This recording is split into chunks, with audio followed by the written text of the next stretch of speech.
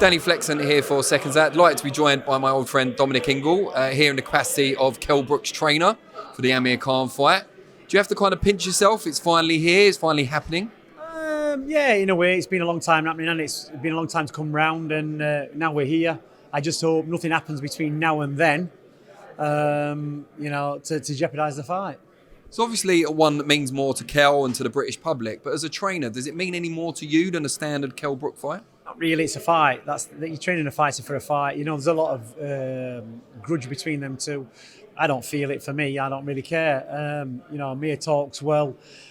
He's always been poking the stick through the fence at the dog with Kell, and Kell's going to get the chance now to prove himself on February the 19th. So I'm glad it's here. It's people are thinking it's past its sell-by date, but look at the turnout today with the media. Everybody's interested in it. I think the closer it gets to the fight, when the training footage comes out and all the PR starts coming out and the build-up, people are going to start getting interested, because it is, there's still two big names, even if only in name they're big. Performances of late haven't been great from either fighter, but this is the thing. What's really going to switch them on, because they've got. It's not, Kell fighting in America. If he gets beat, he can always come home. Same with Khan. Khan's always boxed the bigger names, and there's no shame in getting banged out by Canelo and Crawford, because he's put himself in the mix. You've got to give him credit for that. And he's come off, off bad knockouts, but he still carried on. Same with Kell with Crawford last time. He got stopped in 4 rounds, which is very, very unusual for Kell. Boxed Golovkin, boxed Errol Spence. Obviously Golovkin, heavier guy, one of the pound for pounds. Errol Spence, prospect coming through, one of the pounds as well.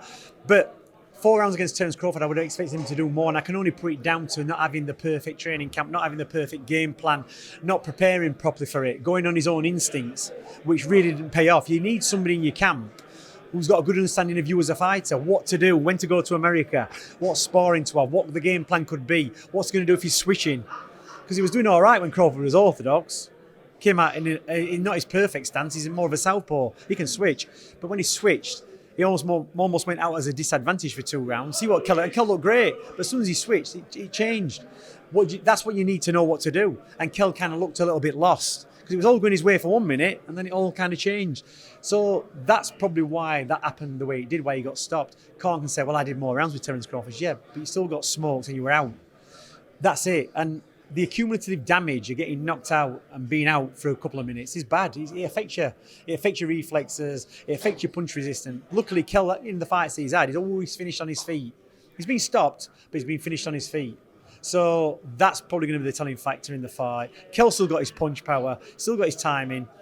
I don't think Kell's got the chin anymore. He's never had the chin, but I think it's got worse. I don't think it'll be better with inactivity either. Amir Khan, yeah, sorry, Amir Khan. Did I say Kell? Oh, sorry, Khan. So, no, I'm looking at Greg Marriott over there, and he's waving me to do a runner, but I've got to do this interview with you. So, yeah, I think that's going to be, we're not going to be looking for the one shot. That's not what you've got to do. Khan's defence is the speed, keeping out of the way. He can take a solid shot maybe once or twice, but you look when people connect like Danny Garcia, you look at Canelo. Obviously Canelo, he's going to hit anybody, he's going to knock anybody out if he gets a clean shot. You can't just go on that one. But the fights, British Prescott, we had Tyan Booth and Lee Noble sparring for that fight, and Khan was coming through. He got 2 rounds, got clipped. It was all over the place. That doesn't change. It happened in the amateurs as well. He was always getting clipped and wobbling, but he got through. He boxed his way out of danger. But that ability now is going to be slowed down. His time and his reflex is all going to be slowed down. Kell's power's not, diminished, and he can work his way into landing that shot as well. So the Kell Brook that fought Terence Crawford, without you in the corner, kind of looked a bit lost, as you said. Yeah. Would you have picked that Kell Brook to beat Amir Khan? No, definitely not. Definitely not. So he's definitely not. But that's the choice. COVID. Being out in America, just thinking, well, I'm good enough now. I'm at that level. You're never at that level. Every fight you've got to go in as a beginner and be prepared to learn and to be a good student.